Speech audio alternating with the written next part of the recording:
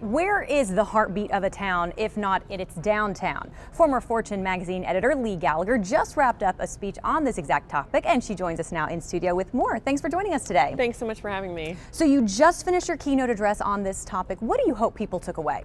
I hope that people take away that there really is this transformation going on in terms of how and where people want to live. And this predates the pandemic. But after years of sort of one-size-fits-all suburban development, people really want they want urban amenities in their towns. They want to be able to walk to get a great cup of coffee. They want to be able to hang out at a town square and see their friends. They want to be able to park and get out of their car and not be trapped in it. And there's all kinds of new developments and places and ways that people can live that way now.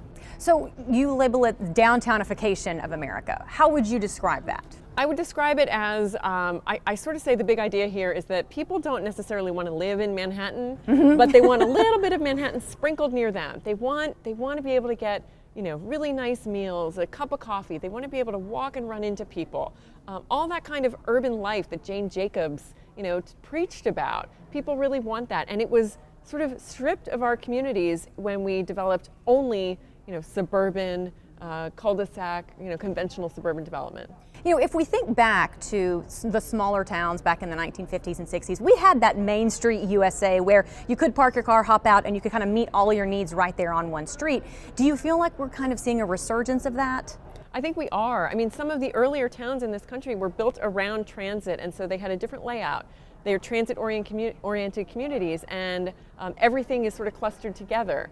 But that was there for the transit, but people actually like that. So developers are recreating that and putting it in all over the place, even where there's no transit anywhere, and even very, very far from actual cities and sometimes. So this is what people want. You're hearing that. Do you feel like local leaders are listening to that and trying to implement that? I feel like they are, because they know that it drives satisfaction.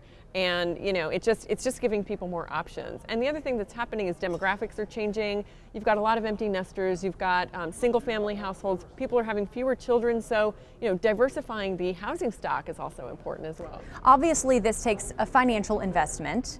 Taxpayers, though, it sounds like, are happy about that. What are you hearing from community members where local leaders have already enacted this and they've kind of recreated that downtown feel?